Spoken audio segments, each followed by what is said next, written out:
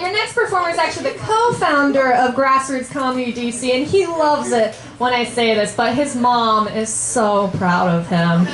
Please give it up for Chris Blackwood! Nimesh Patel, everybody. Isn't she adorable? That's nice. That's nice. I am your token straight, white, non-Jewish male this evening. I don't know if you guys were aware, it's actually a new Jeff Sessions mandate. Every comedy show in DC needs at least one of us. Just making sure we're not audited tonight. Yeah, just making sure everything's cool. Everything's cool. You guys, I'm going to mix it up a little bit. This is a stand-up comedy show, obviously. I'm a stand-up comic. But I'm trying to experiment with other mediums, and I've been working on something. Here's my impersonation of a stand-up comedian doing improv comedy. All right, let's try this out. All right, yes. Give me a word. Give me a word. Somebody. Banana. I'm sorry, what? Fire truck. What? Fire truck. Fire truck. Nice. I would rather not talk about fire trucks in this way. It's a really good word. Really good word. I'd like a better word than that, though. So what? Celery. Also an excellent word. I'd rather not talk about it either, though. I'm a fan of celery in general. Earring. I hear, okay, I'm hearing a lot of different words. Resist, earring, duck. I'm going to talk about my ex-girlfriend. Okay, so stand-up comedian doing improv comedy. Okay. My ex-girlfriend, you guys, true story, she was vegan and gluten-free simultaneously at the same time. That's just a decision you can make in your life, apparently, as a human. You guys know what that means? Vegan and gluten-free together? It means that she was an upper middle-class white girl. That's what that means. That's what that translates to. Yeah. Yeah, we adopted a dog together. Right before we broke up, adopted a dog together. If your relationship isn't going well, don't bring a living creature into your life. So we just like get counseling or something. Yeah, you guys know what's weirder than seeing an ex? Seeing an ex-dog. Much weirder. Because you see the ex, and you do what you're supposed to do in that situation. You look at the ground. It's totally feasible. That's where your eyes are in that moment, right? But then when the dog sees you, it's like, holy shit, you're alive! Yeah, that's what I want. That's good. That's why I wrote that joke, for the odds. What humor can get me more odds? You guys Yelpers? You want to learn about Yelp? Learn about this through Yelp, I should say, tonight? No? 2018, no Yelpers in the room. That's fine. That's fine. I guess I'm the millennial here. I don't really know.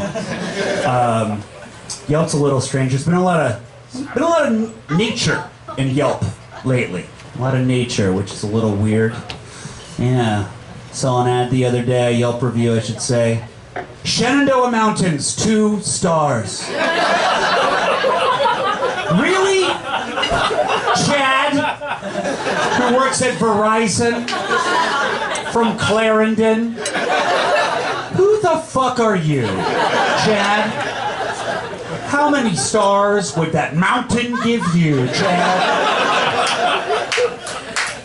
I saw another one. Great Falls, 1 star.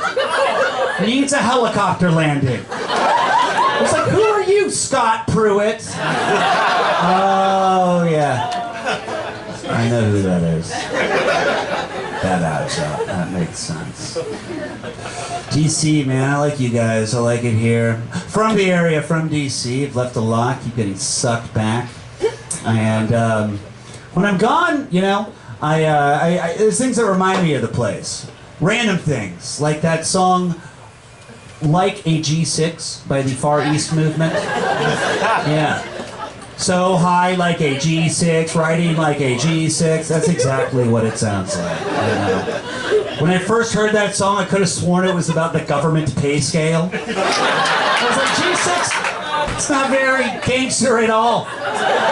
Expect at least a G11. A G13. There's no chrome purchasing on a G6 salary. I like doing that joke in DC because it's literally the only place that it is. I used to tell that joke in San Francisco every time there was one guy in the back of the room who was like, ha! I was like, everyone else, get out of here! Me and you, sir, we're going to network for the rest of this. It's turned into a networking event. DC forever is what I'm saying. Moved here for the culture, climate, and work-life balance. It's something that literally no one has ever said. That's... DC. Couldn't listen to it anymore. You guys do drugs? Yeah? Cool. That's good. That's good. Weed is legal in DC. Yeah. But legal in a weird way, right? It's legal the way sex is legal. You can give it and receive it for free, but if money's involved, that's a no-no. And don't do it in public. It's weed is sex here. Yeah. But it brings to mind certain questions, right? With weed being illegal. Like, how do you know who is stoned while driving a car, right? Lots of people smoking weed, lots of people driving. That is dangerous, theoretically. How do we know who's doing it? I have the answer, you guys. You look for the drivers who are not texting.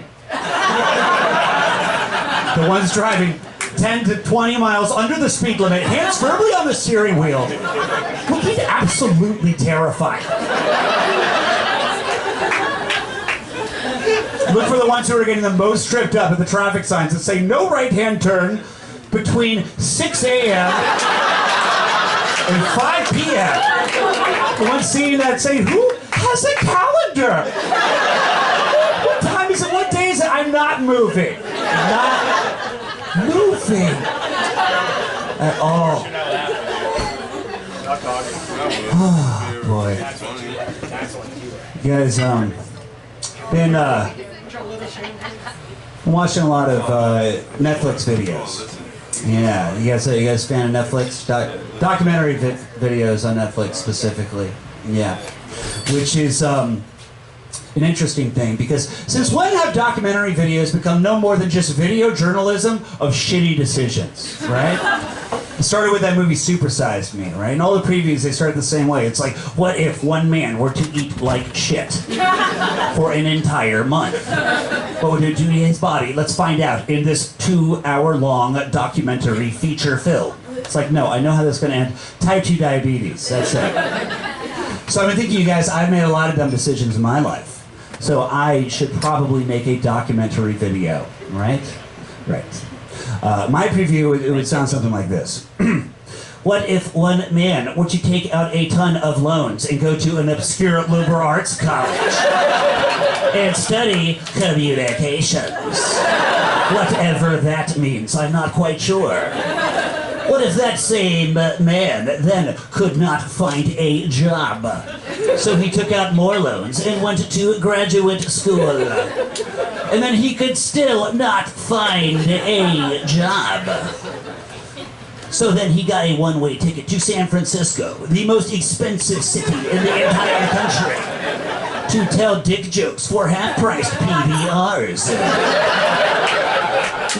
You think it's over? It's not. What if that same man then eventually moved back to Washington, D.C. after running out of money to live with his mother and have her watch him tell dick jokes? What if that man finally got a government job right as Donald Trump became the president? How would he change the world? Or would anyone even notice? You guys, my name's Chris. Thank you.